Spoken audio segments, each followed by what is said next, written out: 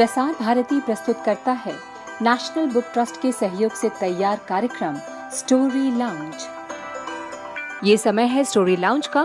तो आज इस कड़ी में हम आपको सुनवाने जा रहे हैं दिव्यक रमेश की लिखी कहानी लूलू की सनक। आइए सुनते हैं। प्यारे दोस्तों, मैं दिव्यक रमेश हूँ। मैं एक लेखक हूँ। शायद आप में से कुछ ने मेरा नाम सुना भी हो, मेरी रचनाएं भी पढ़ी हों। मैं बच्चों के लिए कविताएं भी लिखता हूँ, कहानियां भी, नाटक भी और भी बहुत कुछ। पर यह मानता हूँ कि जो बच्चों के लिए लिखता हूँ वो बच्चों के लिए तो होता ही है, लेकिन हर आयु के आदमी के लिए होता है। और अगर उसे सब पढ़ेंगे तो मैं समझता हूँ सबका ही लाभ होगा और मनोरंजन भी होगा। मेरी कहानियों का एक बहुत ही दिलचस्प या कहूँ कि मेरा अपना प्रिय पात्र है लूलू। अब ये लूलू नाम जो है वो आपको अजीब लगेगा, लेकिन मुझे नहीं लगता। तो लूलू की एक कहानी मैं आपको सुनाता हूँ और कहानी का शीर्षक है लूलू की सनक। अब लूलू अपना हर काम बहुत खुशी खुशी करता था, इसीलिए सब उसकी प्रशंसा करते थे और माँ भी खुश होती। और खुशी के मारे माँ की तो आंखें ही छलछला उठती। वो सोचती कि भगवान की कितनी कृपा है कि मुझे लूलू जैसा बेटा दिया। लूलू को सब प्यार करते। लूलू की अब जेब खर्ची भी अच्छी खासी मिलती, टोका टोकी भी कम होती और लूलू भी खुश हो जाता। सब कुछ ठीक चल रहा था। पता नहीं कैसे लूलू को चिप्स खाने की लत लग गई। जब देखो तब वह चिप्स ही खाता, चिप्स की टोह में ही लगा रहता।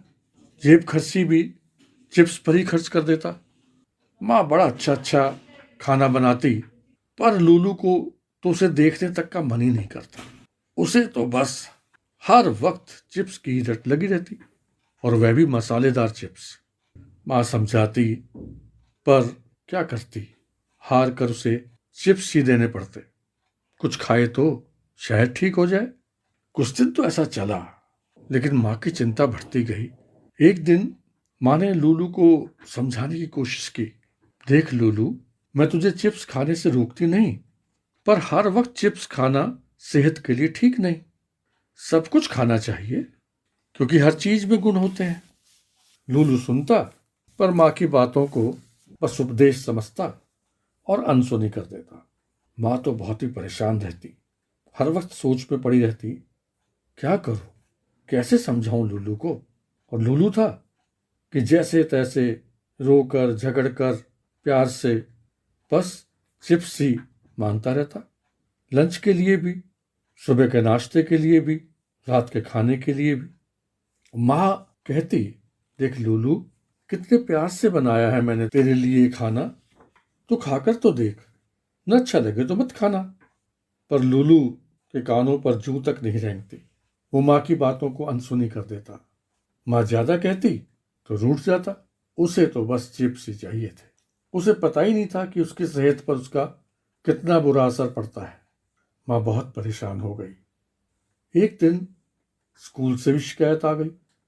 लिखा था कि लूलू अपने चिप्स खाकर और बच्चों के भी चिप्स चट कर जाते हैं, क्योंकि कभी कभी और बच्चे भी चिप्स ले आते थे।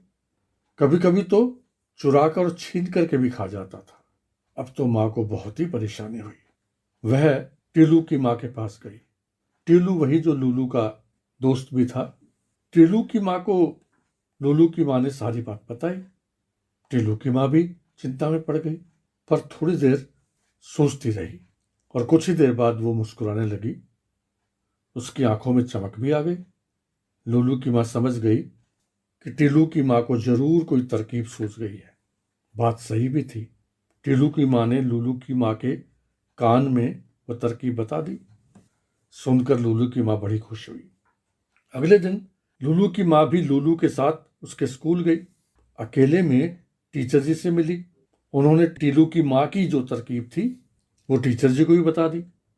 टीचर जी भी खुश हो गई, क्योंकि टीचर जी भी तो परेशान थी ना, ये देख के कि लूलू हर वक्त चिप्स ही खाता रहता है। लंच का समय हुआ। लूलू ने अपना टिफिन बॉक्स खोला। यह क्या, वह तो खाली था। उसमें तो एक भी चिप्स नहीं था। लूलू का माथा चकराया। उसे अच्छी तरह याद था कि उसकी माँ ने तो उसे ढेर सारे चिप्स दिए थे, उसने खाए भी नहीं। फिर कहाँ गायब हो गए? उसने सोचा जरूर किसी ने चुराए हैं। उसने देखा कि टीचर जी अपना लंच खा रही थी।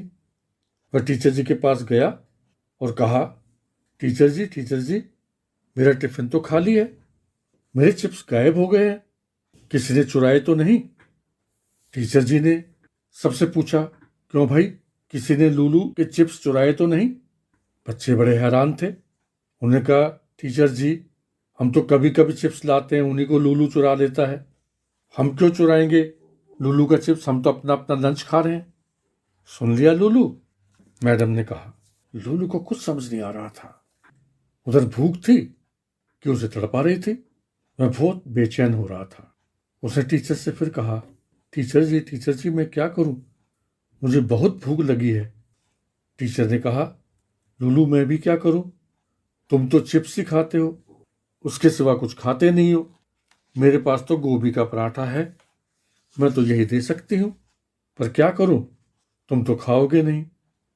गोभी का पराठा देखकर लूलू ने एक बार तो नाक और भौं से कोड़ ली और कहा, टीचर जी, मुझे तो बिल्कुल पसंद नहीं है, मैं तो चिप्स ही खाऊंगा। टीचर जी ने कहा, तो लूलू अब मैं क्या कर सकती हूँ, किसी के पास भी चिप्स नहीं है जो तुम्हें लेकर दे दूँ। जब लूलू से नहीं रहा गया तो लूलू ने कहा, अच्छा टीचर जी, मुझे गोभी का पराठा ही दे दो। टीचर जी ने दे दिया। यह क्या, जैसे ही पराठा खाया उसे तो मजा आ गया। उसने कभी सोचा तक नहीं था कि पराठा इतना स्वादिष्ट हो सकता है। कितनी बार तो उसकी माँ ने गोभी का पराठा खिलाने की कोशिश की थी, पर वह तो मुंह तक नहीं लगाता था। उसको कहाँ पता था कि आज वाला गोभी का पराठा भी उसकी माँ ही चुपके चुपके टीचर जी को देके गई थी। टीचर जी देख रही थी कि लूलू बड़े मजे से पराठा खा रहा था और अंदर अंदर खुश हुई कि हमारी तरकीब सफल हो गई। अब लूलू पहुंचा घर। घर जाते ही पता है बस्ता रखने के बाद माँ से क्या कहा? माँ से कहा, माँ, कल से मैं चिप्स नहीं ले जाऊंगा, मुझे गोभी का पराठा ही देना। अब मैं हर रोज हर वक्त बस गोभी का पराठा ही खाऊंगा, बहुत ही स्वादिष्ट होता है वो तो। माँ ने खुश होकर कहा, ठीक है ठीक है, अब तुझे मैं गोभी का पराठा ही दूंगी, लेकिन ये गोभी के पराठे की बात आई कहाँ से? तब लूलू ने स्कूल की सारी बात बता दी। माँ को भी अच्छा लगा कि टीलू की माँ की बताई तरकीब काम में आ गई। अभी आप सुन रहे थे दिव्यक रमेश की लिखी कहानी लूलू की सनक। कल इस समय हम आपके लिए लेकर आएंगे इसी कहानी का दूसरा भाग। ये कार्यक्रम आकाशवाणी के विदेश सेवा प्रसारण की प्रस्तुति थी।